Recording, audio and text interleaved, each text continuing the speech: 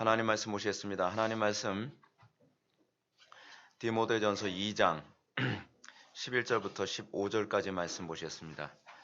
신약성경 338페이지입니다. 신약성경 338페이지 디모데전서 2장 11절부터 15절까지 말씀 찾으셨으면 제가 봉독하겠습니다. 여자는 일체 순종함으로 조용히 배우라. 여자가 가르치는 것과 남자를 주관하는 것을 허락하지 아니하노니 오직 조용할지니라. 이는 아담이 먼저 지음을 받고 하와가 그 후며 아담이 속은 것이 아니고 여자가 속아 죄에 빠졌습니다. 그러나 여자들이 만일 정숙함으로써 믿음과 사랑과 거룩함에 거하면 그의 해산함으로 구원을 얻으리라. 아멘. 이 시간은 기독교 강요 제4권 15장 우리 19절부터 22절까지 보시겠습니다. 세례의 구체적인 시행, 여자가 세례를 베푸는 문제라고 하는 부분을 보시도록 하시겠습니다. 지난 시간에 우리가 기독교 강요 바로 이전 부분을 제가 이제 사실 앞부분만 나가고 뒷부분에 관해서 이제 자세하게 설명을 못 해드리고 설교를 제가 마쳤습니다. 물론 뭐 여러분들이 그냥 읽어보셔도 다 이해할 수 있는 부분들입니다. 지난 시간에 우리가 제가 거론하지 못했던 부분을 간략하게 좀 거론한다면 세례가 우리에게 어떤 유익이 있는가?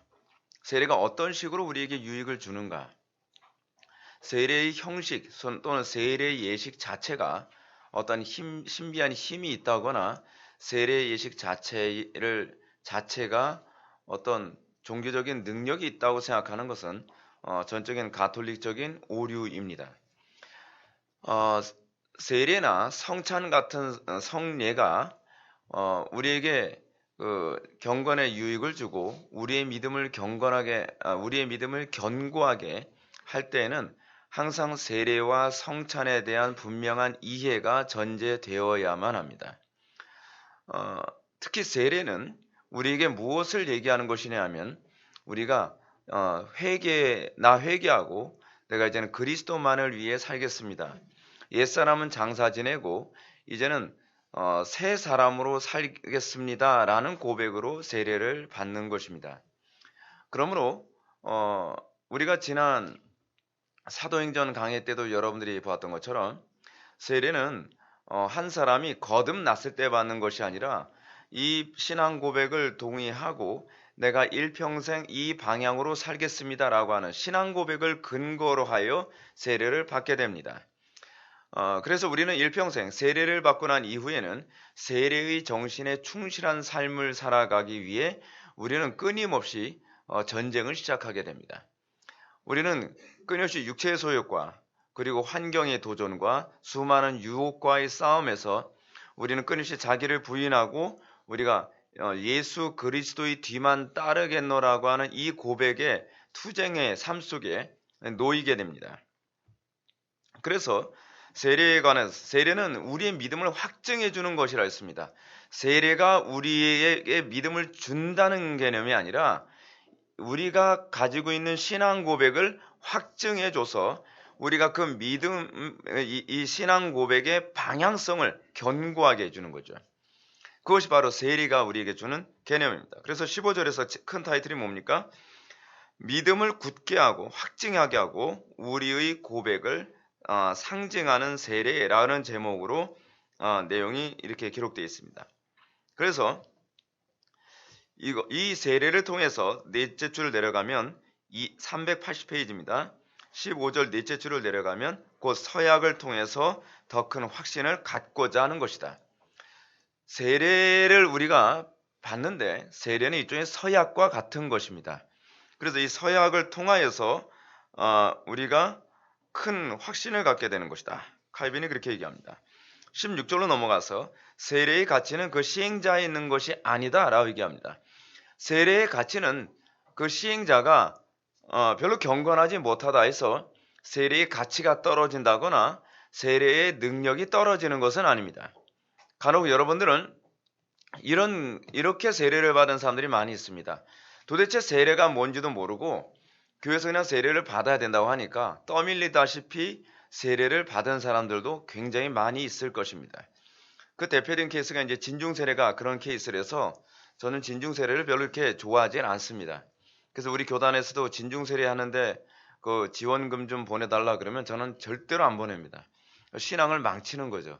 근데 이후에 어찌 되었든 간에 세례를 받은 것을 그렇게 엉터리로 받은 것 같다 할지라도 이 세례를 성부와 성자와 성령의 이름으로 세례를 받고 난 이후에 세례에 대한 바른 교육을 다시 받고 그리고 그것을 근거로 하여 그 정신에 충실하게 살아간다고 한다면 이 세례의 가치가 결코 떨어지지 않는다는 얘기입니다.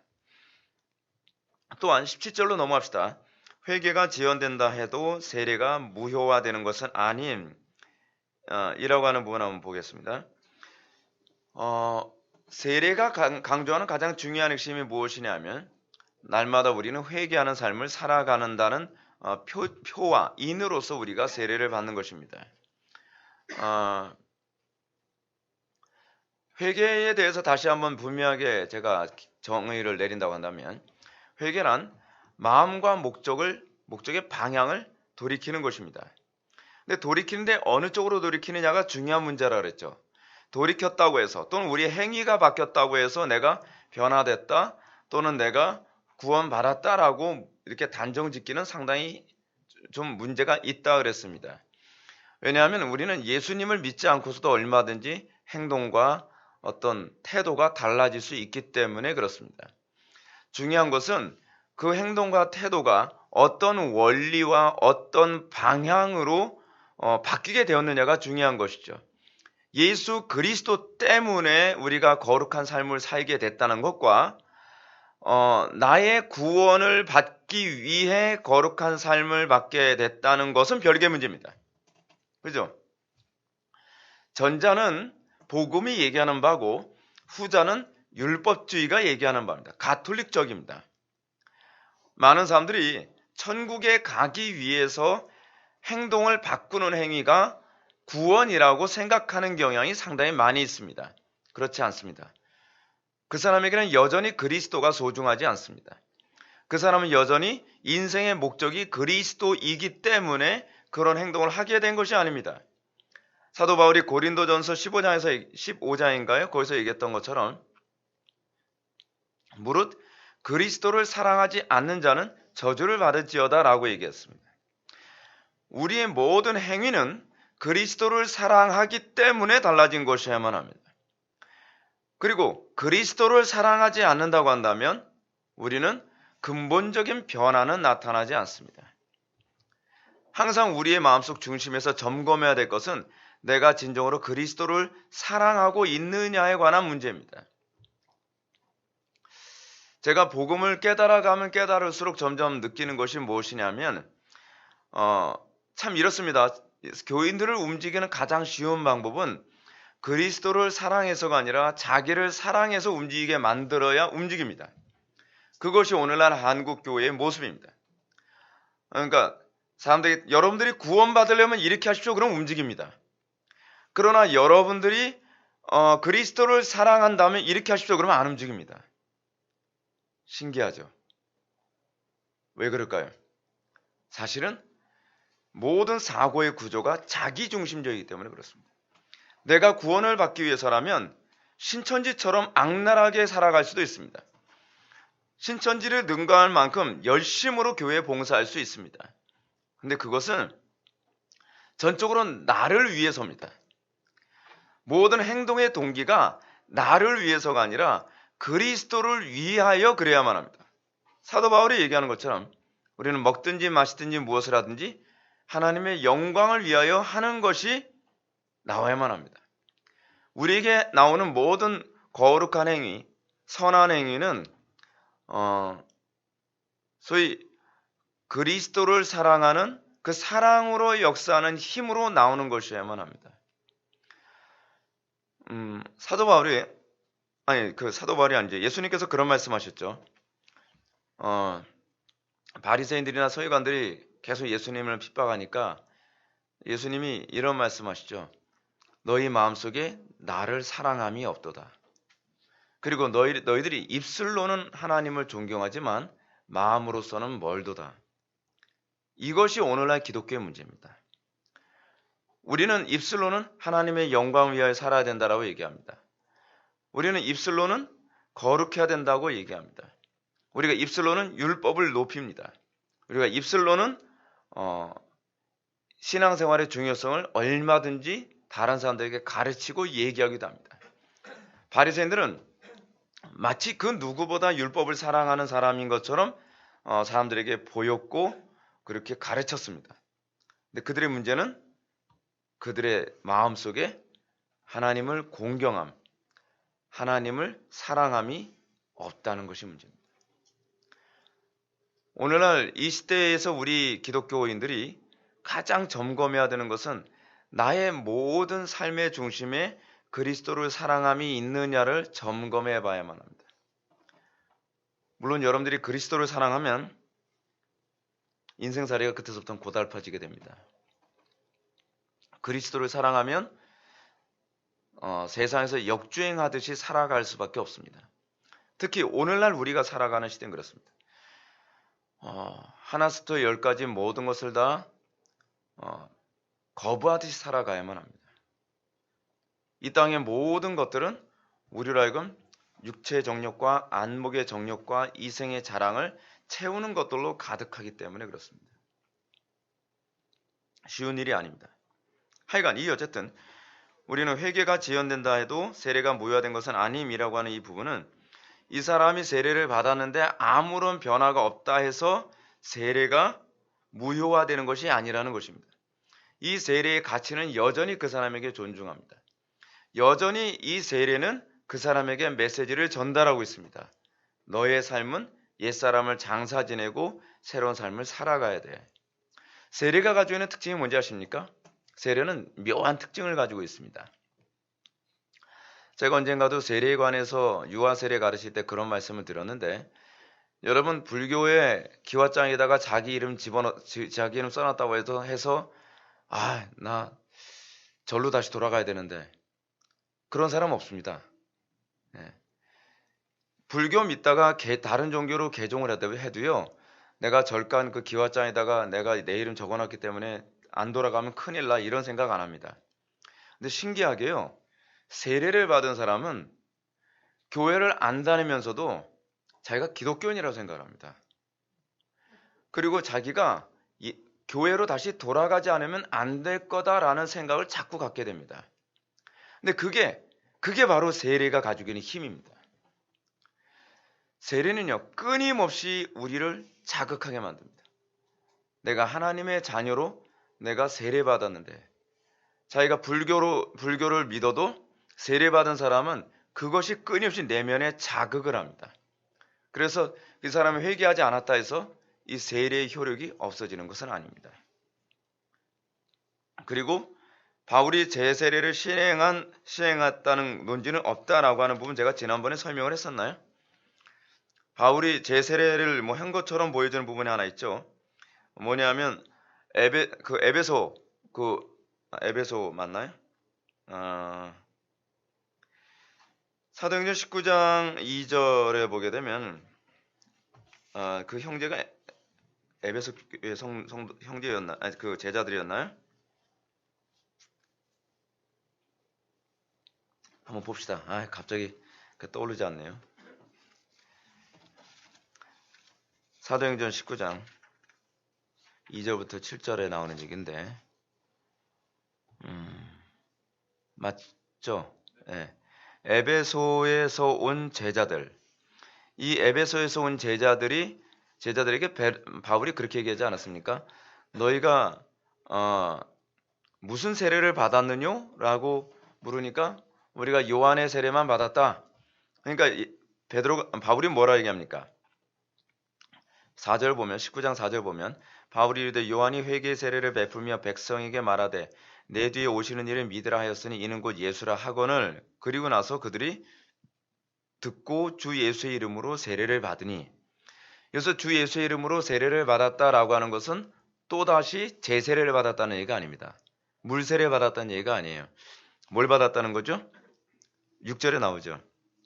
바울이 그들에게 안수함에 성령이 그들에게 임하이심으로 방언다고 예언을 하니 성령으로 세례를 받았다는 얘기입니다. 이걸 제세례의 개념으로 보면 안 되죠. 물세례는 사실은 뭐에 대한 그림이죠? 예표죠? 사실은 불세례, 그러니까 성령으로 세례 주심에 관한 내용을 보여주는 거죠. 그래서 이 세례를 받음을 통해서 우리가 항상 기대하고 소망해야 되는 것이 뭐죠? 성령으로 세례를 받음이죠. 성령으로 세례를 받는다고 하여 우리가 성령은 어느 날 하늘에서 불덩어리가 뚝 떨어지듯이 그 세례를 기대하라는 얘기가 아닙니다. 성령으로 세례를 받는다는 것은 거듭나는 걸 얘기하는 것입니다. 거듭나는 것이 바로 성령으로 세례를 받는다는 거죠. 이 세례에 관해서 고린도전서 11장이었나요? 제가 정확히 잘 기억이 안 나는데, 그래서 바울은 이렇게 얘기합니다. 우리가 예수 그리스도와 함께 세례를 받았다라고 얘기합니다. 성령으로 세례받았다. 성령으로 세례받으면 우리가 예수 그리스도와 연합되었다, 접붙임 바 되었다라는 의미를 얘기합니다. 그것이 바로 성령으로 세례를 받음이라고 하는 의미입니다. 요건 뭐 이 정도만 이해하면 됩니다. 오늘 할 얘기가 또 많이 있으니까요. 푸짐합니다. 할 얘기가 항상 시간이 부족해서 제가 하여간 뭐 오늘 우리는 세례의 구체적인 시행 방식에 관해서 살펴보게 됩니다. 세례에 대한 이 구체적인 시행 방식에서 우리가 어떤 부분을 살펴봐야 되냐면 세례에 관해서 뭐 이 부분 한번 봅시다. 386페이지 위에서 두 번째 줄. 그러나 세례를 받는 사람이 물속에 완전히 잠겨야 하는가, 또는 세 번이든 한 번이든 아니면 물을 뿌리기만 하면 되는가 하는 세세한 문제는 중요하지 않다. 그렇죠? 여기서 칼빈은 물을 한 번 뿌리느냐 세 번 뿌리냐도 별로 중요하지 않다고 얘기합니다. 근데 제가 개척 초반기 때 세례 주면서 제가 기억하로는 우리 큰아들을 세례 줄 때 제가 세례 3번 준 것 같아요. 그래. 근데 제가 하고 보니까 우리 장로교는 그렇게 안 한다 그래서, 근데 여기서 또 다행히 그게 뭐 상관없다 그래. 하여간 초보 그 목사로서 약간 혼돈을 겪어야 됐던 우리 아들에게 경의를 표합니다. 하여간 그 칼빈이 여기서 물을 3번 뿌리느냐 한 번 뿌리느냐는 중요한 문제가 아니다라고 얘기합니다. 그리고 또 침례를 하느냐 그렇지 않으면 뿌리는 세례를 하냐도 중요한 문제가 아니라고 생각합니다. 여러분 이것이 중요한 문제가 아닙니다. 왜냐하면 이것은 오히려 신앙의 내용을 설명해 주는 것이기 때문에 그래요. 오히려 내용을 설명해 주지 않고 세례를 거창하게 하는 것이 더 위험할 수 있습니다. 간혹가다 사람들은 이런 얘기합니다. 여러분 침례교회는 강대상 뒤쪽에 이렇게 커튼이 있습니다. 커튼이 있는 이유가 뭐냐면 커튼 뒤에 침례탕이 있기 때문에 그래요. 그래서 이 커튼을 딱 치게 되면 침례를 줄 때 침례탕에다가 사람들이 다 보는 앞에서 이렇게 뒤로 눕혀서 이렇게 침례를 하는데 완전 꼬르륵 잠겼다가 후적후적 나오죠 사람이. 그 침례복 입고 이제 들어갑니다. 근데 사람들이 이제 그렇게 세례를 받고 나면 진짜 뭐 세례 받은 것 같다 뭐 그래. 뭐 세례 받은 것 같다 뭐 그건 뭐 별로 중요한 문제가 아닌 것 같아요. 중요한 것은 세례의 정신을 얼마나 이해하고 그 세례의 정신에 충실하게 얼마나 몸부림치며 살아가느냐가 중요한 문제입니다. 그래서 이 세례를 주다. 칼빈이 이렇게 얘기합니다. 그러나 세례를 주다. 즉 밥티즈. 이게 헬라어로 밥티조라고 하는 단어하고 거의 같죠. 밥티조라는 단어는 물에 완전히 담그는 것을 뜻하며, 그러니까 침례교의 주장이 틀리질 않아요. 고대 교회에서도 물에 완전히 담그는 의식을 행한 것이 분명하다. 근데 담그기만 한 것이 아닌 것도 분명해요. 그러니까 꼭 담가야만 한다, 담그면 안 된다라고 이런 주장 가지고 논쟁을 하는 것은 굉장히 쓸데없는 논쟁이에요. 본질은 형식이 아니죠. 본질은 내용이란 말이에요. 그리고 성경이 안 담그면 안 돼라는 문제를 가지고서 굉장히 중요하게 다루질 않았어요. 신앙생활에서는 항상 본질과 비본질이라는 것을 항상 잘 분별해야만 합니다. 이 본질적이지 않은 문제를 가지고 교회가 투쟁하고 싸우는 것은 쓸데없는 에너지 소모에 불과하고, 이것으로 인해서 교파가 갈려지는 것은 그리스도의 몸을 찢는 아주 불행한 행위라고 저는 생각을 합니다. 그래서 저는 간혹 가다가 이 침례 문제와 얘기를 했을 때 몇 마디에서 안 통하면 그냥 됐어요. 그럼 그쪽 좋은 대로 하세요. 나 이거 아주 별로 다투고 싶지 않습니다. 침례하면 좋죠 뭐. 그래서 여러분, 우리 장로교 안에서도요, 침례를 주는 교회들도 있습니다. 그렇다고 해서 우리 교단에서 뭐라고 안 그래요. 왜냐하면 이것이 본질적인 문제가 아니니까. 근데 침례교는 침례교 안에서 머리에다 그냥 물만 뿌리고 하게 되면 난리가 납니다. 저는 왜 그런 거 가지고 난리를 치는지 이해를 못하겠어요. 그러면서 그분들이 그런 얘기합니다. 우리 침례교는 장로교하고 다른 이유가 뭔지 아냐? 우리는 교리주의가 아니라 성경주의라는 것에 대해서 우리는 자부심을 갖는다. 니네들은 교리 가지고 무지 따지지? 우리는 교리 가지고 안 따진다. 우리는 무엇이 더 성경적이냐 가지고 따진다. 그래서 교회 안에서 개혁파 신학을 추구하든, 그렇지 않으면 알미니안주의 신학을 추구하든 우리는 그거 가지고 don't touch, 뭐라고 안 한다. 웃기는 얘기죠.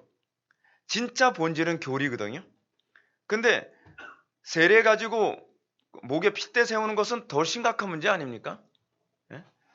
저는 개인적으로 이런 세례 문제를 가지고서 막 본질이네 뭐 비본질이네 막 싸우는 거 보면은 그냥 좋을 대로 하세요. 그냥 그러고 싶어요. 우리는 이런 문제 가지고 침례교인들하고 싸울 필요가 없습니다.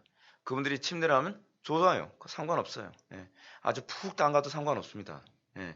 그거 가지고 우리가 별로 다툴 필요는 없다고 생각을 해요. 근데 문제는 그분들이 우리가 침례를 안 받았기 때문에 별로 우리의 어떤 세례받음을 별로 이렇게 좋게 보지는 않는 경향이 많죠.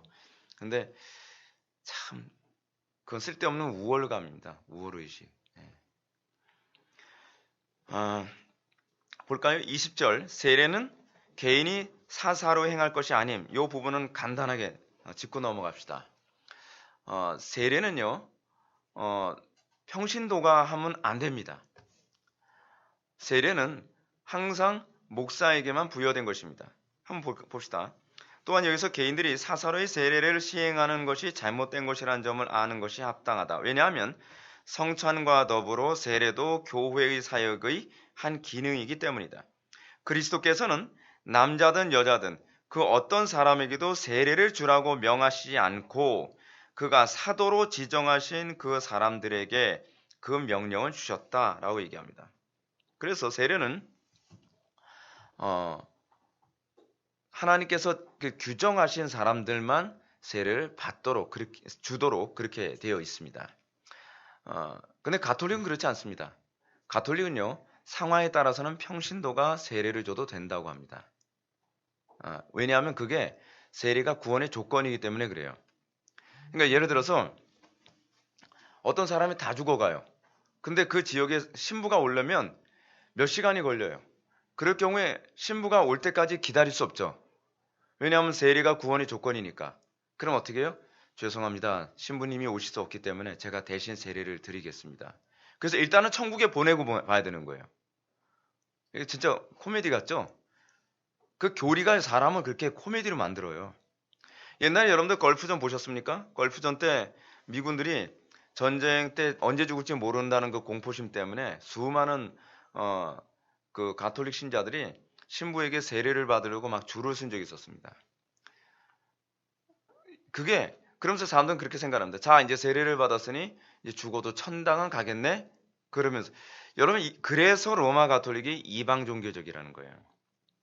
근데 문제는 오늘날 기독교가 가톨릭을 자꾸 흉내를 내요. 그렇죠?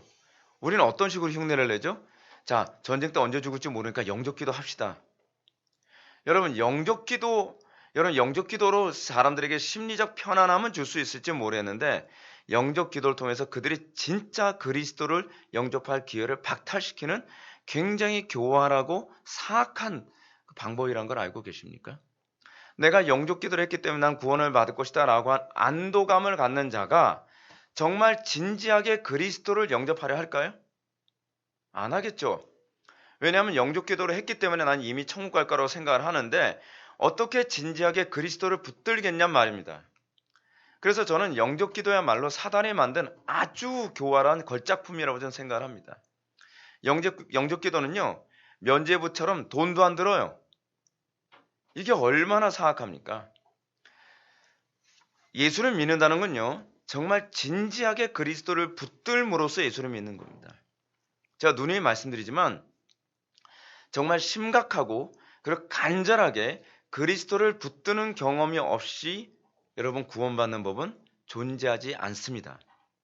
그것이 가능하다고 가르친 것은 20세기에 들어온, 제가 좀 이따 이제 그런 세례와 관련된 얘기, 여자 목사 안수에 관한 문제를 제가 얘기하면서 그런 얘기가 있지만, 찰스 피니 같은 사람, 그래서 빌리 그레엄 같은 사람들의 어떤 그 효과적인 전도 방법, 그러니까 실용주의적 전도 방법이 20세기에 들어오면서 그런 이상한 어떤 쉽게 예수 믿는 법이 자꾸 나온 거예요. 그래서 언젠가 로이드 존스 목사님이 살아생전에 빌리 그레엄이 로이드 존스 목사님 보고 이런 것을 권한 적이 있었습니다. 내가 전도대회를 하는데 로이드 존스 목사님도 그 전도대회에 같이 참여했으면 좋겠습니다. 라고 로이드 존스 목사님한테 그것을 부탁을 했어요. 그랬더니 로이드 존스 목사님이 이런 얘기했습니다. 제가 참여할 의향은 있습니다. 그러나 한 가지는 좀 확실하게 얘기해 주셔야만 합니다. 절대로 결신을 시키지 마십시오. 결신시키는 것은 절대로 사람들의 구원에 유익을 주지 않습니다. 그들이 진정으로 예수를 믿는다고 한다면 그 자체로 회심할 수 있습니다. 그러나 결신을 하면 내가 회심했다고 착각하게 만드는 원인으로 작용하기 때문에 결신시키는 것을 허용하지 않는다면 나는 가겠습니다. 라고 했는데 그거는 안 되겠습니다. 그래서 로이드 존스 목사님이 빌리 그레엄 전도와 결별을 해버리고 맙니다. 여러분 고집같이 보이죠? 고집 아닙니다. 굉장히 중요한 문제입니다. 우리나라도요, 빌리 그레엄이나 찰스 피니 같은 분들한테 영향을 받은 목사님들은 부흥회 같은 거 인도하면서 오늘 시간 여러분들 예수 믿기로 결심한 사람들 손 들어 보십시오. 앞으로 나오십시오. 그런 거 굉장히 많이 해요. 여러분 그게 사람들 영혼 지옥 보내는 일입니다. 자기가 진정으로 그리스도를 붙잡았다고 착각하게 만드는 아주 위험한 거예요. 예수를 믿는 건요, 제가 다시 한번 말씀드립니다. 예수를 믿는 건 결신으로 되지 않습니다.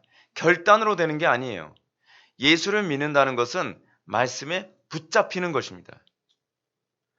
하나님 말씀 앞에 내가 꼬꾸라지는 것입니다. 내가 결단했기 때문에 내가 예수를 믿었을 것이다. 내가 결신했기 때문에 내가 구원받았을 것이다. 라고 3번 착각이 한번 들기 시작하면 그 사람의 그릇된 구원의 확신을 다시 깨뜨려서 진지하게 그리스도를 붙잡는 상태까지 다시 원상복귀시키는 데는 엄청난 시간과 엄청난 갈등을 전제해야만 합니다. 이것이 이 오늘날 사람들을 전도하는 문제에 있어서 가장 심각한 문제죠. 자, 하여간 이 세례와 관련해서 세례는 사사로이 할 것이 아니다. 그리고 이 세례를 주는 문제와 관련해서 여자가 세례를 베푸는 일에 대해서 밑에서 세 번째 줄 보실까요? 386페이지. 여자가 세례를 베푸는 일에 대해서는 카르타고 공의회에서 예외 없이 여자는 절대로 세례를 베풀지 못하도록 결의하여 공포한 바 있다라고 얘기하고 있습니다. 여자가 세례를 베풀지 못하도록 되어 있는 것들, 그리고 또 여자의 목사 안수 문제에 관하여 오늘 좀 잠깐요 언급을 해야 될 것 같습니다. 요즘 전 세계가 그렇지만 우리나라도 요즘 초등학교 때서부터 아이들한테 자꾸 페미니즘을 세뇌시키고 있는 이런 사회적 풍토 안에서 이런 부분을 거론한다는 것은 상당히 껄끄럽고 많은 저항감을 감수해야 되는 그런 위기에 있는 것이 오늘날 이 한국 교회의 현실이기도 합니다.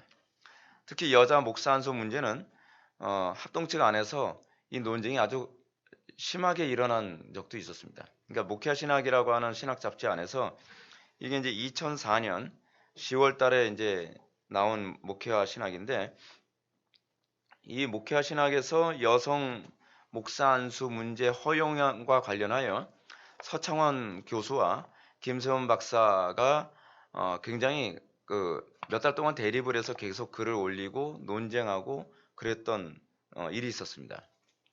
김세현 박사는 여성 목사 한 수를 긍정하자는 입장이었고 서창원 그 박사는 이것을 허용해서는 안 된다라는 입장에서의 글로 서로 논쟁을 아주 박터지게 했습니다. 얼마나 박터지겠는지 모릅니다. 뭐 김세현 박사가 서창원 교수 보고 꼭 무식한 사람들이 꼭 이런 식으로 한다, 막 이런 식으로 인격적인 비하와 모독까지 하고, 그리고 성경에 대해서 무지하면 좀 가만히 있으라는 그런 식의 얘기까지 막 하고 막 그랬어요.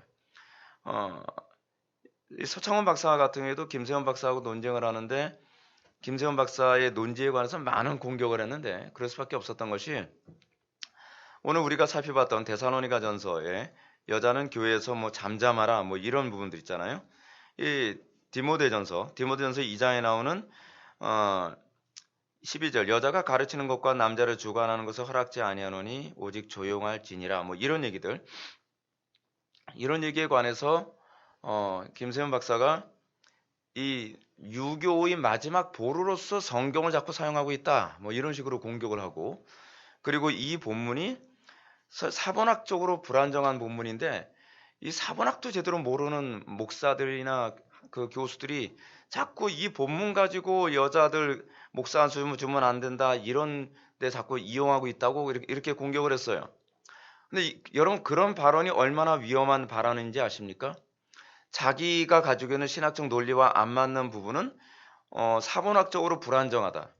사본학적으로 이게 정경성 여부에 대해서 불안정한 본문이다라고 얘기를 한다면 그러면 과연 우리는 어떤 성경 본문을 믿을 수 있을까요? 그렇잖아요. 근데 사실은 이 본문이 사본학적으로 불안정하다라고 얘기하는 것은 그분의 개인적인 견해지 신학계의 공통적 견해가 아니란 말이에요. 그러니까 만약에 동성애자들이 자기의 동성애적 입장에 관해서 이걸 디펜스하기 위해서 동성애가 잘못됐다라고 얘기하는 부분을 사본학적인 문제를 건드려가면서 이건 정경성 여부로 보기 어렵다라고 그런 식으로 얘기하게 되면 성경은 뭐가 되죠? 난도질 당하고 아수라장이 돼버리고 맙니다. 그래서 이 김세훈 박사의 신학적 입장에 관해서 굉장히 많은 질타를 받게 됐고요. 그리고 이게 항상 우리나라의 사회적 구조가 뭐냐면 항상 약자 편을 들어야 이 사람이 뭔가 정의로운 사람이고 이 사람이 뭔가 좀 제대로 된 사고를 가진 사람이라고 생각하는 그런 이상한 구조가 있어요. 여러분 그거 아십니까? 신명기에서 이런 신명기인가? 신명기인가 민수기인가 제가 갑자기 떠오르진 않은데 거기서 보면 이런 말씀이 있습니다. 판결을 내리는 데 있어서 그가 가난하다 하여 그를 두어하지 말지며 또는 그가 가난하다 하여 그를 억울하게 하지 말지니라. 여러분 성경은 두 가지를 얘기합니다.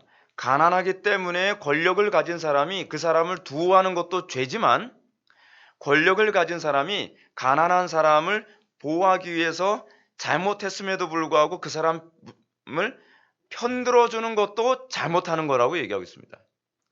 하나님이 약자 편이라고 생각하십니까? 그렇지 않습니다. 하나님은 진리 편이십니다. 하나님은 공의의 편입니다.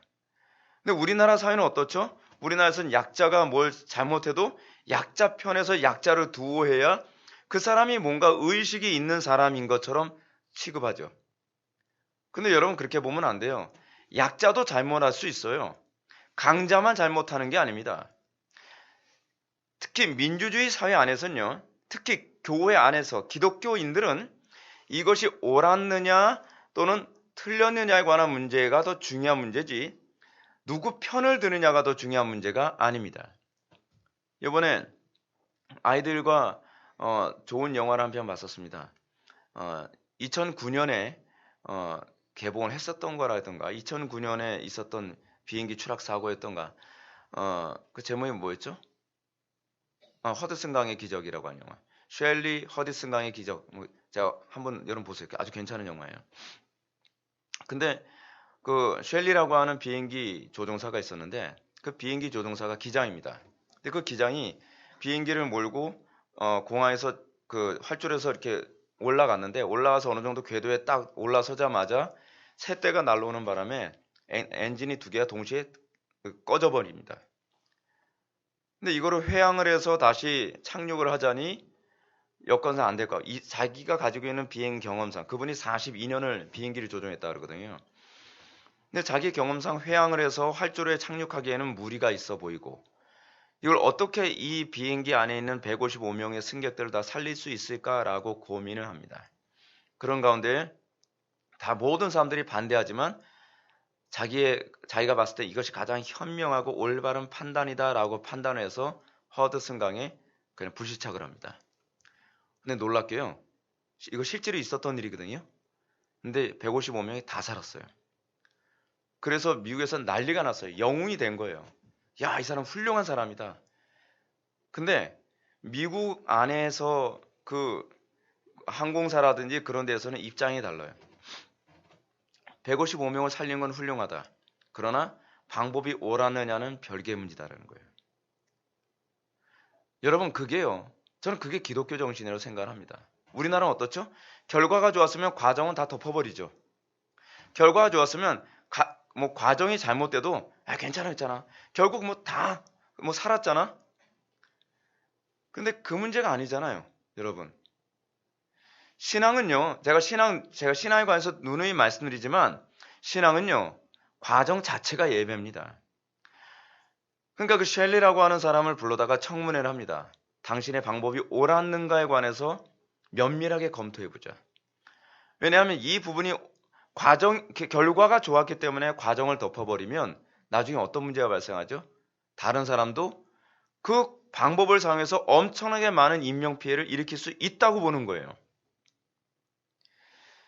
여러분, 교회 안에서도요, 우리나라 사람들이 가지고 있는 사고방식이 있습니다. 꽝 잡는 게 매라는 식의 사고방식.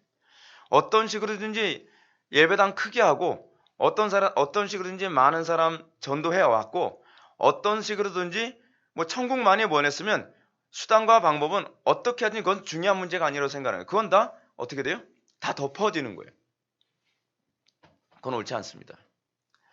기독교 신앙은 항상 목적이 옳으면 과정도 옳아야만 합니다. 그래서 제가 그거 보면서 굉장히 감탄을 했습니다. 아, 저게 미국인의 정신이구나. 저게 기독교 정신이구나. 결과가 옳았어도. 그리고 모든 사람들이 다 그 사람을 영웅시해도 과연 과정이 옳았는가를 면밀하게 검토하고 과정이 옳았으면 사람들이 나중에는 청문회에서 그 사람을 박수를 쳐주는 거예요.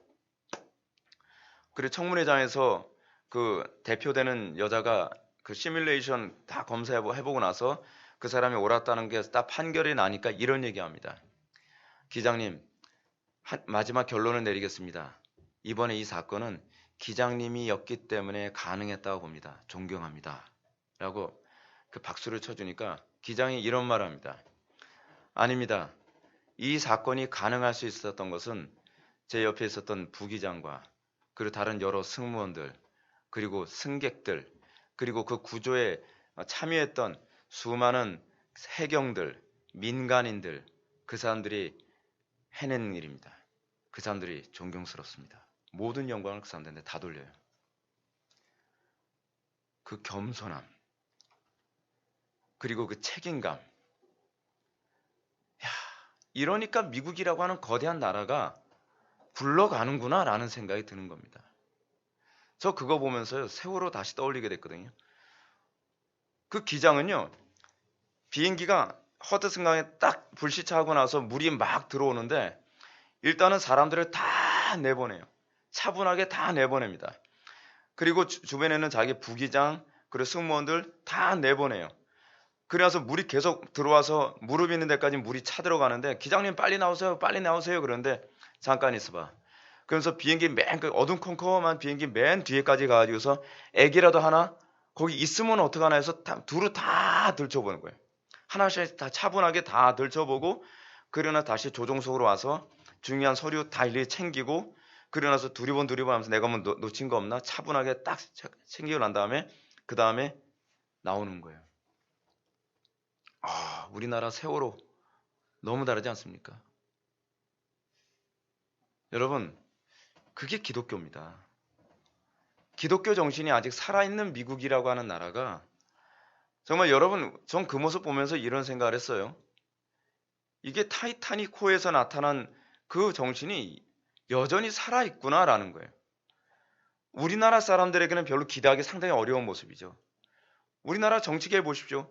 다 자기 밥그릇 챙기기 바쁘고 뭐 아무것도 없잖아요.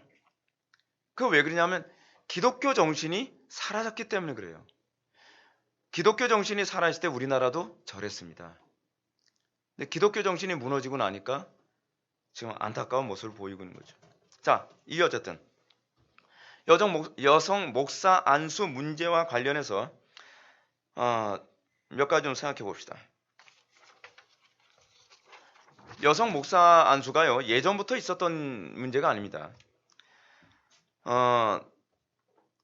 1790년, 그러니까 20세기 들어와서, 그러니까 그러니까 18세기군요. 19세기 중엽, 18세기부터 19세기 중엽에 이르기까지 미국에서 일어난 부흥운동, 특히 찰스 피니 같은 부흥운동이 일어나니까 찰스 피니가 이게 문제가 뭐냐면 이 성경적이지 않은데도 불구하고 이렇게 급하니까 이렇게 뭔가 메꾸듯이 하는 것이 이것이 문제인 거예요. 찰스 피니 부흥운동이 일어나면서 급속도로 교인 숫자가 늘어나니까 목회자의 수가 좀 수급이 좀 어려웠던 거죠. 그러니까 어떻게 한 거예요? 여성들에게 공식적으로 설교를 하는 걸 허용하기 시작합니다. 그때 처음 시작된 거예요. 근데 여성한테 설교하는 걸 허용해 주니까 당연히 그러면 뭐가 나오죠? 그럼 여자들도 저렇게 설교를 할 수 있는데 그럼 목사가 되지 말라는 법이 어디 있는가라고 하는 이런 흐름이 나오기 시작합니다. 19세기 말부터 교파들은 여성에게 설교하거나 가르치는 행위를 허용하는 것이 타당한가라고 하는 논쟁이 생기기 시작했습니다. 왜냐하면 이것이 점점 보편화되기 시작하니까요. 그래서 1853년 최초로 한 여자가 목사 안수를 받습니다. 그러니까 19세기 들어와서 19세기 중엽에 안티오네트 브라운이라고 하는 여자가 목사 안수를 받습니다. 최초로 목사 안수 받습니다. 그 이전엔 여자 목사 안수가 있었다는 거 없었다는 거 전혀 없었어요. 여러분, 오늘날 보편화되고 일반화됐다고 해서 이것이 옛날에도 그랬을 거라고 생각하면 곤란합니다. 그러니까 20세기쯤 들어오면서 18세기, 19세기쯤 들어오면서 이것이 교회가 타락하면서 이것이 하나씩 생기기 시작하고 20세기 들어와서 이것이 보편화되기 시작한 거예요. 근데 우리는 이 시대에 살다 보니까 이 보편화되면 옛날에도 그랬을 거라고 하는 소위 시대착오적인 사고에 자꾸 빠지게 됩니다. 그러면서 1960년대 말 그 여성신학이라고 하는 것이 등장합니다. 여러분, 여성신학이라는 말 자체가 리버럴리즘이에요. 그러니까 19세기 말부터 자유주의 신학이 판치기 시작을 하거든요. 근데 그러면서 이제 여성신학, 그 여성신학 나오고 나서 페미니즘 신학, 무슨 신학, 굉장히 여러 가지가 많이 나오죠. 전에 우리 교회 잠깐 나왔다가 안 나오게 된 어떤 여자분이 이런 얘기를 합니다. 저한테요. 제가 어떤 부분에 대해서 권면해 드렸더니 목사님, 제가 왜 그걸 믿어야 되죠? 왜요? 아니 성경의 가르침이니까 믿어야죠. 했더니 목사님, 성경 남자가 썼잖아요. 남자가 썼는데 어떻게 믿냐는 거예요. 그럼 여자가 써야지 믿습니까? 그럼 여러분, 여자가 썼으면 믿을 수 있다고 하는 논리적 근거가 있나요? 여자는 거짓말 안 하나요? 남자만 거짓말 하나요? 그렇게 허황된, 성경은 남자가 썼느냐 여자가 썼느냐에 관한 문제가 아니죠. 남자가 썼어도 거짓말이 될 수도 있죠. 근데 성경이 그럼에도 불구하고 왜 거짓말이 아니라고 생각하냐 하면 성경은 남자가 썼기 때문이 아니라 성령이 기록자이기 때문이에요. 근데 그분이 논리적인 아무것도 없이 남자가 썼기 때문에 자기는 안 믿겠다는 거예요. 여러분, 그게 여성신학이 가져다 준 폐해입니다. 어디서 이상한 논리를 가지고서 들어왔어요. 참 오늘날 지금요, 우리나라 안에서 이 페미니즘이 들어온 이후로 알게 모르게 여자들의 사고방식이 굉장히 많이 망가졌다고 저는 생각을 합니다. 그러면서 이 바바라 맥캐피와 리타 M. 그로스라고 하는 사람들이 1960년대 이래의 여성 해방운동이 일어나면서요, 페미니스트 의식이 다시 고조되기 시작합니다. 그래서 제2의 페미니즘 물결에 영향을 받아서 1970년대 여성 안수 운동이 활발하게 일어나고요. 1970년을 여성 안수 운동의 기점으로 봅니다. 여성 목사 안수에 관한 문제가 성경적이기 때문이 아니라 페미니즘에서 시작됐다는 것 자체부터 문제가 있는 겁니다. 그러니까 신학에서 출발한 것이 아니라 소위 이념에서 출발한 거예요. 무브먼트에서 출발한 거예요. 그 자체가 문제가 큰 거죠. 한국 최초의 여성 목사는 최덕지라는 사람이었고요. 그리고 이 여성 목사 안수가 계속적으로 여기저기서 일어나기 시작합니다. 자유주의 교단에서 이제 여성 목사 안수가 일어나고 특히 이제 감리교에서 여성 목사 안수 운동이 활발하게 일어납니다.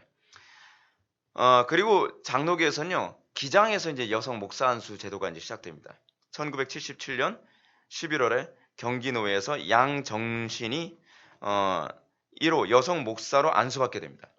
이런 여성 목사 안수가 되면 어떤 문제가 발생하냐면 성경을 해석하는 부분을 신학적으로 해석하는 것보다는 감정적으로 해석하는 흐름이 아주 두드러지게 나타나기 시작합니다. 실제로 우리나라 안에서도요, 여자 목사 안수를 받은 분들 중에서도 뭐 다 나쁜 건 아니겠죠. 뭐 그 중에서 뭐 좀 괜찮은 분도 있을지도 모릅니다. 제가 몰라서 그렇죠. 근데 문제는 상당수의 우리의 눈에 두드러지게 나타나는 여자 목사 안수 받은 분들은 대부분 은사주의 운동으로 갑니다. 신학 박사를 받았다고 하는데도 목회는 은사주의래요. 그리고 감성주의로 목회를 하고요. 그렇지 않으면 실존주의로 목회를 합니다. 제가 어떤 목사님을 제가 딱 대놓고서 제가 말씀드릴 수 없고 제가 실명을 거론하기 좀 곤란한 문제이긴 하지만 성경 본문을 신학적인 관점에서 해석을 하지 않고 그날 본문을 큐티식으로 해석해서 사람들에게 설교하는 건 굉장히 위험합니다. 물론 큐티식으로 설교하시는 목사님들이 남자 목사님들 중에서도 여럿 있습니다. 제가 아는 분들 중에서도요. 근데 본문은요, 큐티로 하는 게 아닙니다. 성경 해석은요. 성경 본문을 면밀하게 연구하고 분석해서 신학적으로 해석을 하는 거고요. 큐티적 설교의 가장 심각한 문제가 뭔지 아십니까? 성경 본문을 하나님 중심과 하나님 관점에서 해석하는 것이 아니라 항상 인간의 관점과 인간의 필요라고 하는 관점에서 해석을 합니다. 제가 지난 주일 낮 예배 때인가요? 오후 예배 때 제가 교리의 중요성 제가 말씀드렸죠. 교리의 중요성 제가 말씀드리면서 교리의 특징이 뭐라 했습니까? 하나님의 뜻에 대한 관심, 하나님 관점으로서의 그 안목이 바로 교리라고 그랬잖아요. 근데 사람의 관점에 관심을 갖기 시작하면 항상 큐티나 감성주의로 가게 됩니다. 굉장히 위험한 겁니다. 근데 로마 가톨릭에서도 이런 여성 사제 운동이 이제 나타나게 되는데 이게 로마 가톨릭은 진짜 알고 보면 코미디 같은 게 굉장히 많습니다. 여러분 로마 가톨릭에서는 왜 여자한테 사제 직분을 수여 안 하는지 아십니까? 이건 진짜 여자들 이거 알고 나면 엄청 화가 날 만한 일이에요. 이 신학적으로 거슬러 올라가면 토마스 아퀴나스 때의 일인데 토마스 아퀴나스가 여성을 이렇게 얘기했습니다. 잘못 태어난 남성. 정말 기분 나쁘죠. 여자는 잘못 태어난 남성이기 때문에 절대로 사제가 돼서는 안 된다고 생각을 했어요. 그래서 토마스적 여성관이 로마 가톨릭 교회법에 반영되어 있어서 여성은 성직 서품에 부적합한 진료로 규정됐습니다. 따라서 이거 더 기분 나쁠 만한 얘기인데 우리 기독교 쪽 얘기 아니니까 그냥 들으세요. 여성에게 안수를 한다는 것은 원숭이나 소에게 안수하는 것과 마찬가지라는 인식이 있었어요. 그래서 로마 가톨릭은 절대로 여성에게 서품을 주지 않습니다. 근데 문제가 뭐냐면 여성 목사 안수 받는 문제를 자꾸 어떤 식으로 이해하고 있느냐고 하는 문제입니다. 우리 기독교 안에서요. 이게 자꾸 신분 상승이라는 개념 또는 계급 타파라는 관점에서 여성 목사 안수에 관한 문제를 생각하고 있어요. 그러니까 내가 여자 전도사다 보니까 억울하고 뭐 밟히는 게 많으니까 나도 신분이 상승되고 내가 이 계급을 내가 가져야만 이 억울함을 내가 돌파할 수 있을 것이다. 여러분 계급이 나오면 뭐가 되는지 아십니까? 막시즘이 됩니다. 그러니까 이 모든 문제를 소위 갈등의 문제로 해석을 하여 이것을 극복하기 위해서는 계급 상승, 신분 상승이라는 관점에서 이걸 해석을 하는 겁니다. 예, 그러니까 사실은 이게 페미니즘이 막시즘과 같이 가거든요. 그래서 나온 것이 여성 목사 안수에 관한 문제입니다. 하여간 뭐 여성 목사 안수에 관한 문제에 관해서 해야 될 얘기가 너무 많은데 시간이 없어서 제가 일일이 다 얘기 다 못해드리겠습니다. 여성 목사 안수 문제는요. 그럼 어떻게 이해해야 될 것인가에 관해서 한번 생각해 봅시다. 여성 목사 안수 문제는 남녀 평등이 아니라 남녀 동등이라는 관점이 아니라 남녀 평등이라는 관점으로 보아야만 합니다. 남녀는 동등하지 않습니다. 남녀는 인격적으로 평등할 뿐입니다. 무슨 말인지 여러분 아시죠? 이 용어를 정확하게 정리하고 이해를 해야만 합니다. 여러분, 우리는요, 질서 안에서 서로가 다릅니다. 남자의 기능과 여자의 기능이 다르도록 창조됐다는 걸 우리 인정해야만 합니다. 근데 문제는 이 문제를 기능적 차원에서 이해를 하고 있지 않아요. 여러분, 제가 여러분한테 이런 말씀 드릴게요. 목사가 더 우월합니까? 평신도가 더 우월합니까? 이거는 우열의 문제가 아니에요. 근데 자꾸 목사 안수 받는 문제를 우열의 문제로 생각한다는 것 자체부터가 문제가 있는 거예요. 성경은요, 어디에도 여자에게 목사 안수를 줬다든지 여자에게 목사 안수를 주라고 하는 가르침은 전혀 나오고 있지 않습니다. 근데 문제는 이 문제를 어떻게 접근하고 해석하고 있느냐에 관한 문제인데 김소연 박사는 이 문제를 이렇게 해석을 합니다. 성경에 여자 목사 안수를 주지 않은 이유는 그것이 그 당시의 시대적인 문제, 즉 문화적 양보 때문이다라고 그렇게 보는 거예요. 여러분, 예수님이 문화 때문에 양보하실 분이겠습니까? 근데 그걸 문화적 양보 때문에 예수님이 제자들도 남자들만 12명의 제자로 뒀고, 그리고 사도들도 이 소위 목사에 관해서 여러분 디모데전서에서 뭐라고 얘기했어요? 한 아내의 남편이며 라는 얘기를 하고 있잖아요. 여자의 목사 안수에 관해서는 성경은 어떠한 가능성도 내비치고 있지 않습니다. 그리고 실제로요, 여성 목사 안수가 주어지고 나면요, 대부분 그 교단은 리버럴해집니다. 자유주의를 가요. 왜 그러냐면 여러분들은 어떨지 모르겠지만 여성 목사 안수가 딱 주어지고 나잖아요. 그러면 여자 목사님, 남자 목사님들이 다 모여서 노예를 합니다. 남자들이 노예할 때는 어떻게 노예를 하는지 아십니까? 법으로 얘기합니다. 법에 의하면 이거 됩니다, 안 됩니다. 그래서 남자들은 주로 법이요라는 얘기를 많이 합니다. 여자들은 주로 어떻게 하는지 아십니까? 감정으로 얘기합니다. 근데 감정으로 생떼를 쓰고 어디서 막 언성을 높이고 막 삿대질하고 그러면요, 더 이상 합리적인 대화가 안 돼요. 근데 문제는 노예 안에서는 신학적인 문제, 총회에서도 그렇고 신학적인 문제, 이 문제를 통과시켜야 되느냐 말아야 되느냐라고 얘기하는데 이 문제를 가지고 딱 걸어놔야 되면 어떤 얘기가 나오냐? 여자를 지금 비하시키는 겁니까? 라고 논리를 얘기해요. 근데 그건 논리가 아니죠. 근데 이렇게 되면서 교단 안에 자유주의 신학이 들어오는 것을 막을 수가 없게 돼버리는 거예요. 왜냐하면요, 남자들은 여자들하고 언성 높여서 싸우는 걸 싫어하거든요. 노예를 안 나와요. 총회 같은 데 잘 안 나오고요. 가면 또 싸우니까. 합리적인 대화 자체가 안 되니까요. 그러면서 대부분 교회가 그렇게 자유주의 신학으로 함락되어져 버리고 맙니다. 그러니까 애시당초부터 그래서 우리 대신교단이나 합동 측이나 합신 측, 고신 측 이런 교단들은 여성 목사 안수 문제를 거부하고 있습니다. 물론 지금도 우리 교단도 총회 때마다 여성 목사 안수에 관해서 헌의가 자꾸 올라옵니다. 헌의가 올라와도 다시 부결되고 하지만 합동 측도 그렇고 우리 대신 측도 그렇고 자꾸 여성 목사 안수 문제, 왜냐하면 목회자 수급이라고 하는 문제 때문에 또 이렇게 된 거예요. 찰스 피니 때하고 똑같은 관점이에요. 현실적으로 어려움을 해결하기 위해 여성 목사 안수 제도를 허용하자. 그게 자기 무덤 파는 겁니다. 마귀가 노리는 게 바로 그거죠. 자, 하여간 우리가 이 문제를 이렇게 봐야만 합니다. 그래서 여러분, 남자와 여자가 어떻게 평등하지만 어떻게 동등할 수 없느냐에 관한 문제를 제가 몇 가지만 언급하겠습니다. 첫 번째로 창조의 재료가 다릅니다. 남자는 뭐로 창조됐죠? 흙으로, 아파르, 먼지로 창조됐어요. 흔히 이걸 흙이라고 번역합니다. 근데 여자는 뭐로 창조됐죠? 여자는 남자로부터 독립되어 다른 흙으로 창조된 게 아니죠. 남자의 갈빗대로 창조됐습니다. 그 자체부터 남자와 여자는 사실은 창조의 진료 자체가 다릅니다. 왜 다르게 하셨을까요? 그건 분명한 이유가 있죠. 그래서 일일이 다 설명 못 해드려요. 알고 싶으면 창세기 강의에 다시 들으십시오.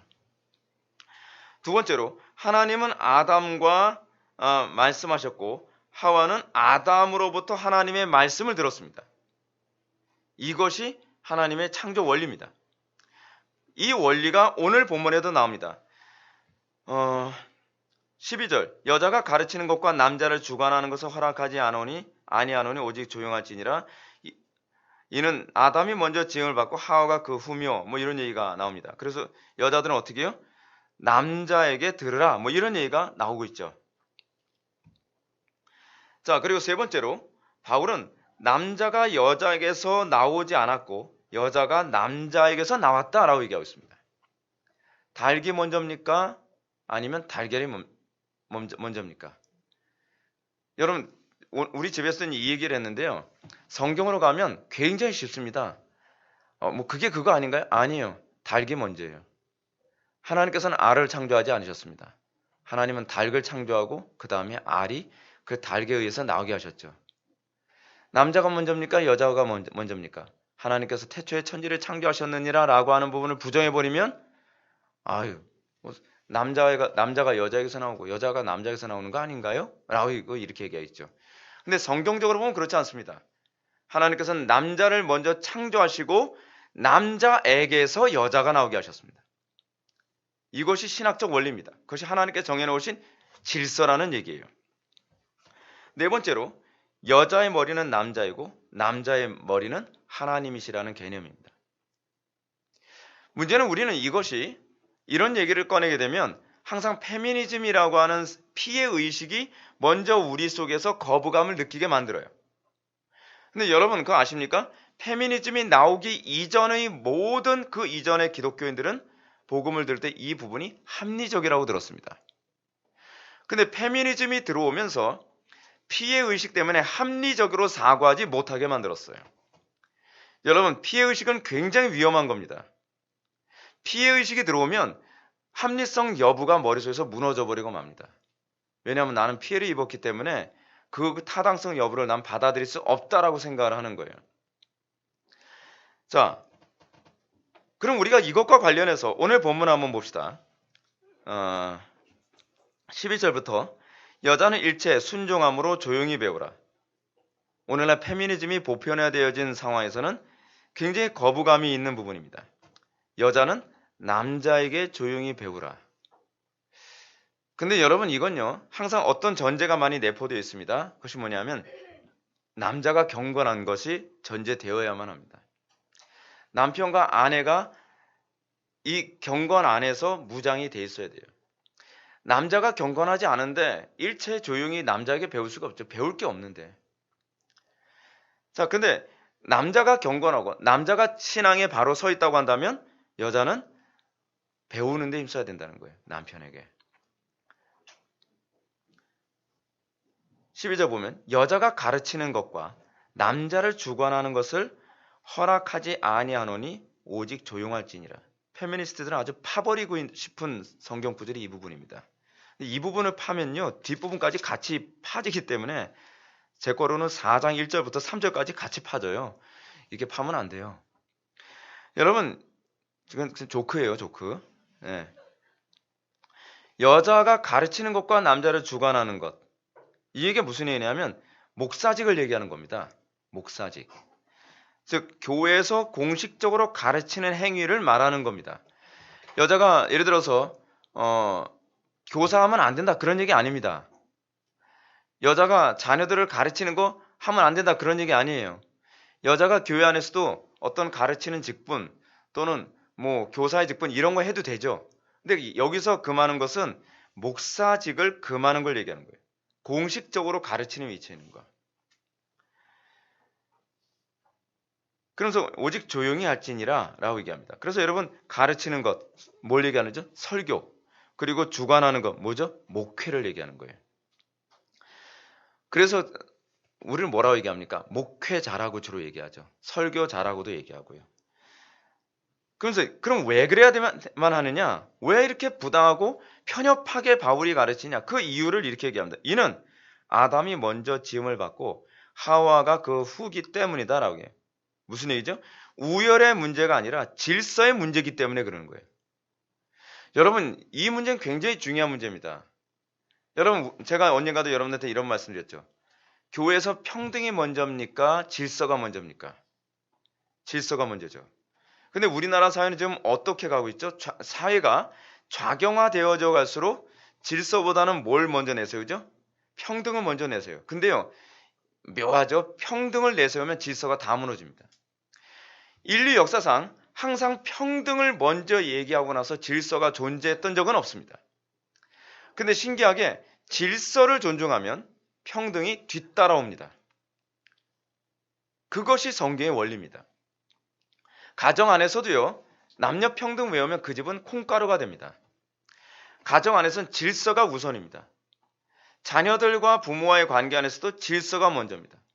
오늘날 우리나라 가정이 자꾸 콩가루가 되는 이유가 뭐죠? 아이들과 부모하고 서로 맘먹어요. 평등, 친구 같은 부모. 친구 같은 부모? 여러분, 부모 같은 부모여야 돼요. 부모에 대한 정의가 굉장히 무너졌죠. 성경에 어디 친구 같은 부모라는 말이 있나요? 부모와 자녀의 관계는 교사와, 그러니까 스승과 제자의 관계이기도 합니다. 그리고 성경이 얘기하는 부모와 자녀의 관계는 어떤 관계냐면 목양하는 자와 그리고 양의 관계이기도 합니다. 항상 자녀들은 부모에게 순종하는 관계고 그리고 부모는 자녀들을 책임감 있게 가르치고 양육해야 되는 그 위치에 있는 겁니다. 물론 아이들과 가까웠다는 차원에서는 친구같이 가까운 것은 필요하겠죠. 그런데 이 가까움 때문에 제가 요즘에 길거리 하다가 보면은 거의 요즘 아이들은 부모한테 반말합니다. 반말하는 아이들 치고 부모에게 공손한 애들을 본 적이 없습니다. 막 부모한테 올라타고 머리 때리고 막 뭐 말 함부로 하고 그게 평등이 먼저라고 생각하는 오류예요. 그래서 가정의 질서가 다 무너지죠. 여러분 그 질서 회복하기 쉬울 것 같습니까? 질서 회복하기 굉장히 어렵습니다. 초기에 안 잡으면 이게 고삐 풀린 망아지가 여러분 얼마나 잡기 힘듭니까? 그렇게 돼버립니다. 근데 문제는 여기 있습니다. 소위 평등하다고 생각하는 두 남녀의 결혼이 문제입니다. 제가 지금 여기서 굉장히 껄끄러운 얘기를 해야 되는 순간이 왔습니다. 우리나라 안에서는요, 남녀 평등이라고 하는 이 성평등의, 이 양성평등의 이 문제가 가정 안에서 남편과 아내의 관계 질서가 다 무너져 버리고 말았어요. 여러분, 남녀 평등해버리면서 남편과 아내와의 질서가 무너지고 나니까 어떻게 됩니까? 집안이 풍비박산이죠. 풍비박산이에요. 우리나라에서는 이미 이 가부장적 제도 때문에 여자들이 너무나 피해를 많이 받기 때문에 소위 남자의 권위 또는 질서라고 하는 얘기를 하게 되면 저 양반 또 아직 유교의식 못 버렸네 라고 생각합니다. 근데 여러분 그거 버려서 그럼 가정이 평안합니까? 중요한 건 여러분 유교도 일반 은총적 차원에서 일반 계시적 차원에서 성경의 원리와 부합하는 영역이 있습니다. 그러면 받아들여야 되나요? 버려야 되나요? 진리적 요소가 없나요? 유교에? 여러분 유교에도 부모 공경하라고 하는 가르침이 있잖아요. 근데 부모 공경하라고 가르치면 유교인가요? 아니 성경에 가르치고 있잖아요. 근데 부부간에 서로가 질서? 도대체 가정 안에서는 요즘에는 보면 그렇습니다. 제가 아는 친구도 보면은 그래요. 결혼해서 자식이 벌써 고등학생인데 지금도 만나면은 서로 이름 불러요. 그리고 와이프는 제 친구한테 오빠 오빠 그래요. 야 무슨 오빠냐 이상한 집이다 야. 오빠하고 사는 집이 어딨냐? 에이 뭐 이제는 뭐라고 부르기 좀 그렇잖아. 여러분 호칭은 질서와 관련된 문제입니다. 여보 얼마나 좋은 표현이에요. 여보가 무슨 말이라고요? 같을 여자에다가 그 보석 보자 쓰는 거거든요. 보석 같은 사람이라고 하는 거예요. 그래서 상대방끼리 서로 여보 여보 그러잖아요. 보화 같은 사람이라는 거예요. 이 좋은 말을 우리 왜 안 쓰냔 말이에요. 당신, 당신. 마땅할 당자에다가 몸신자잖아요. 내 몸과 같은 사람이라는 거예요. 얼마나 좋은 말이에요. 근데 우리 그 말 왜 안 쓰냔 말이에요. 뭐 자기야. 뭐. 여러분, 가정 안에서 이 질서라는 개념을 우리가 잘 이해를 하지 않으면 성경적으로 못 삽니다. 자, 보십시오. 여기서 뭘 얘기하고 있습니까? 이는 아담이 먼저 지음을 받고 하와가 그 후며 아담이 속은 것이 아니고 여자가 속아 죄에 빠졌습니다. 지금 왜 이 얘기를 하냐면 여자가 남자보다 잘 속는다는 부분을 얘기하고 있습니다. 그리고요, 하와는 사단은 전략적으로 남자를 공격해서 무너뜨리는 것보단 여자를 공격해서 남자를 무너뜨리는 것이 훨씬 쉽다는 걸 잘 알고 있습니다. 남자란 존재는 어떤지 아십니까? 제가 맨날 얘기해도 여러분들 마음에 안 새기지만 남자란 존재는요, 외부에서 아무리 큰 어려움이 와도 웬만하면 다 이겨냅니다. 정서적으로 안정만 되면.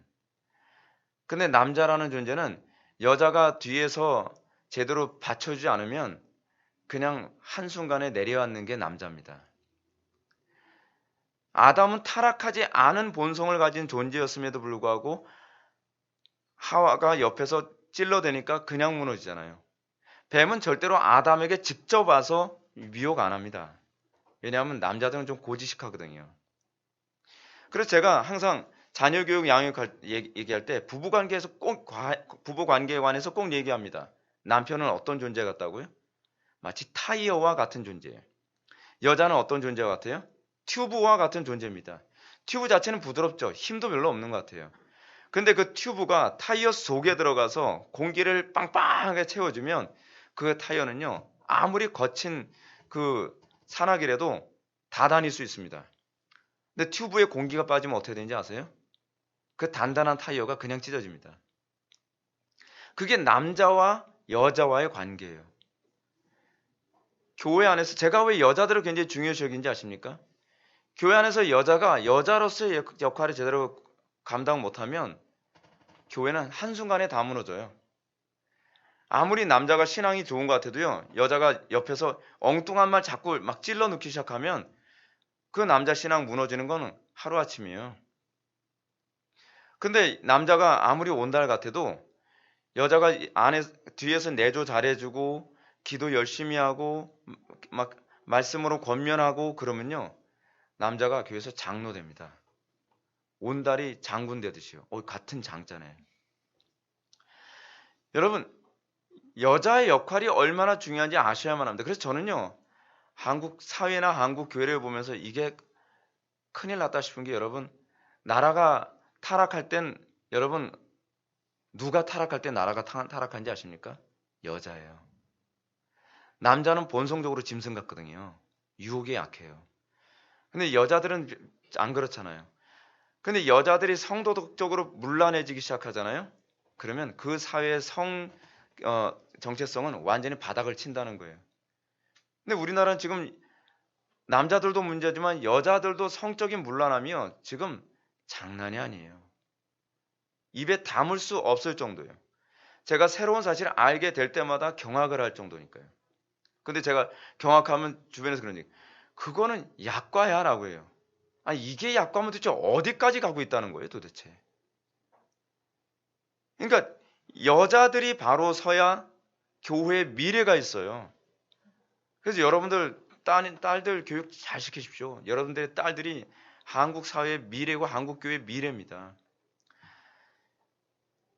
여러분, 그러면서 이런 얘기가 나오죠. 15절 말씀 봅시다. 시간이 없으니까 이것만 말씀드리고 끝내야 될 것 같아요. 그러나 여자들이 많이 정숙함으로써 믿음과 사랑과 거룩함에 거하면 그 해산함으로 구원을 얻으리라. 여기서 구원 얻는다라고 하는 것은요, 천국 간다, 거듭난다 그 얘기가 아닙니다. 여기서 얘기하는 구원을 얻는다라고 하는 얘기에 대한 표현을 제가 좀 말씀드린다면, 그것은 여자의 본래 기능의 충성은 구원 얻은 자의 본분됨이라고 하는 걸 얘기하는 겁니다. 자, 참 말씀 들어보세요. 제가 메모한 걸 제가 좀 말씀드릴게요. 그의 해산함으로 구원을 얻으리라는 말은 여자는 여자의 삶의 모든 조건들에 순종함으로써 구원을 얻을 것이다 라는 개념으로 보는 것이 타당하다. 칼빈의 말입니다. 왜냐하면 그의 해산함이 수식하는 것이 여자들이 정결함으로써 믿음과 사랑과 거룩함에 거하면을 수식하고 있기 때문입니다. 그래서 공동번역은 이렇게 번역했어요. 그러나 잘 들어보세요. 제가 천천히 읽어드릴게요. 여자가 자녀를 낳아 기르면서 믿음과 사랑과 순결로서 단정한 생활을 계속하면 구원을 받을 것입니다. 누구까지 구원하죠? 가정 전체를요. 가정의 구원이 여자에게 굉장히 좌우된다는 거 알고 계십니까? 여러분, 여자의 문제는요, 굉장히 심각하고 중요한 문제입니다. 여러분, 보세요. 남자가 더 인내력이 강합니까? 여자가 더 인내력이 강합니까? 여자예요. 남자는 외강 내유고요. 여자들은 외유 내강이거든요. 여자들이 마음이 훨씬 강해요. 근데 문제는 우리나라는 이 페미니즘이 들어오면서 여자들의 정신 상태가 완전히 망가져 버리고 말았어요. 그래서 제가 좀 더 읽어드리면 이러한 문장의 흐름으로 볼 때 여자의 구원이란 영혼의 구원을 말함이 아니라 남편과의 관계에 내려진 하나님의 저주의 해방을 말하는 것으로 보는 것이 타당하다. 남편과 여러분 우리가 이 시대를 살고 있지만 우리가 거듭났다고 한다면 여러분 여자들이 남편과의 관계에서 어떤 태도를 견지해야 되죠? 하와 때문에 남편이 타락하게 됐다면 이제는 거듭난 하나님의 백성으로서 남편이 타락하지 않도록 하는 이 소위 거듭난 하와의 역할을 하도록 주님께서 우리에게 명령하시는 것이 여자의 역할이라는 거예요. 쉬워요, 어려워요? 어렵죠. 그래서 해산의 수고라고 얘기하는 거예요. 해산의 수고? 지금 우리 그 지체장 한 명도 최근 이제 오늘 출산했지만 해산에 수고했죠. 물론 그 해산은 아니지만 목숨 걸어야 되는 거예요. 애를 낳는다는 게 보통 문제 아니잖아요. 어떻게 하든지 남편을 사랑하고 서로가 희생하며 살아가는 그런 아름다운 부부관계를 맺어가는 것을 아름답다고 생각하는 것이 아니라 조금 편안하고 조금 더 안락하고 좀 더 풍요롭게 이렇게 살아가는 것이 이것이 좋은 거라고 생각을 하는 거예요. 여러분 제가 최근에 한 가지 얘기만 더 말씀드리고 아주 황당한 에피소드가 있었어요. 하나 말씀드릴게요. 제가 그 중고 의자를 하나 사려고 제가 선악역 이런 데까지 갔다 왔습니다. 갔다 오다가 이 통로에서 딱 막혔는데 제가 한 중간 이상 제가 이제 그 통로로 들어왔는데 상대편에서 라이트를 딱 켜더니 그냥 이 양쪽에 차가 쭉 놓여 있었거든요. 그냥 계속 밀고 들어오는 거예요. 그래서 저쪽에 차를 이렇게 옆으로 댈 데가 없나? 그래서 보니까 어떤 여자분이었어요. 제가 보기엔 김 여사인 것 같아요. 근데 마구잡이로만 밀고 오길래 저쪽에 차 댈 데가 없어서 빠질 데가 없어 그런가 보다 제가 지금 일단 뒤로 빼서 그 차를 보냈어요. 보내고 나서 딱 봤더니 웬걸 옆에 스타렉스 2대는 설 수 있을 만한 공간이 있는데 옆으로 살짝 들여서 제 차를 제가 먼저 진입했으니까 제 차를 보내주면 되는 거잖아요. 손해를 안 보려고 그래요. 여러분 여자의 위대한 점이 어딘지 아십니까? 희생이에요. 가정이 왜 가정 안에서 여자 역할이 어려운지 아십니까? 희생을 해도 티가 안 나기 때문에 그래요. 근데 그 희생 때문에 가정이 존재하고 사회가 존재하고 국가가 존재하는 겁니다. 여러분들 이렇게 생각하죠? 그럼 여자만 희생하는 겁니까? 아니요. 남자는 밖에서 그렇게 희생을 하는 거예요. 서로가 희생해줘 가면서 고마워하고 그리고 서로가 그 부족함을 조금씩 채워가면서 힘들지 내가 좀 도와줄게. 그러면서 가정의 천국이 이루어지고 사회가 돌아가는 거거든요. 근데 우리는 서로 희생을 강요하는 시대에 살고 있어요.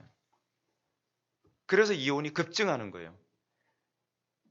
자기만 편하게 살고 희생을 안 하겠다는 사고가 이게 이 젊은 세대의 머리에 골수까지 박혀 있는 거예요. 큰일이죠. 여러분 보십시오. 여자들 요즘 얼마나 편하게 살 수 있는 구조로 살고 있습니까? 그쵸? 요즘 바닥 누가 닦죠? 로봇가 닦죠. 그쵸? 수위지 닦는 로봇가 알아서 다 닦죠. 그리고 요즘에 세탁기 누가 하죠? 세탁은 누가 하죠? 정답이 나왔죠? 세탁기가. 여러분, 그리고 옛날 같이 이 힘든 시대가 아니에요. 근데 우리는 그것이 너무 힘들게 느껴진다는 거예요. 왜냐, 너무 편하게 살아버렸으니까. 사랑하는 성도 여러분, 말이 좀 길어졌는데요. 저는 지금 우리나라 한국교회 전체의 미래가 굉장히 걱정됩니다. 근데 저는요, 여자들만 좀 더 바르게 쓰고 정말 자녀들을 성경적으로 정확하게 양육하고 그리고 하나님 영광에서 희생하는 것을 희생이라고 생각하지 않고 그걸 기쁨으로 생활할 수 있다면 정말 전 이 나라 미래 소망이 있을 거라고 생각합니다. 남자들은요, 약간 짐승 같아요. 여자들이 어떻게 내조하냐에 따라서 방향이 달라집니다. 근데 여자가 무너지면 방법이 없어요. 방법이.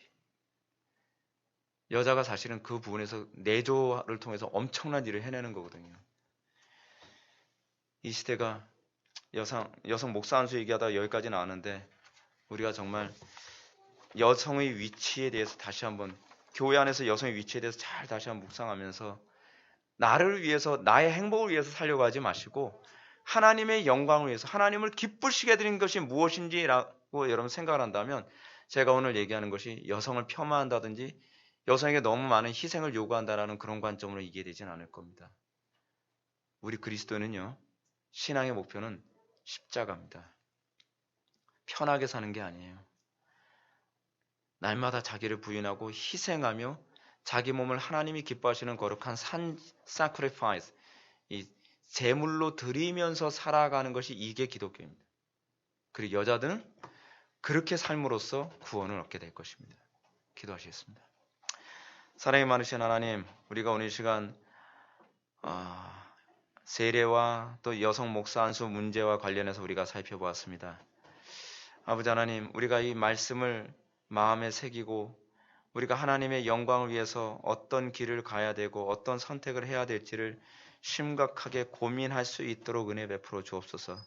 듣는 것으로 그치지 말게 하시고 분명한 열매를 맺게 하여 주옵소서.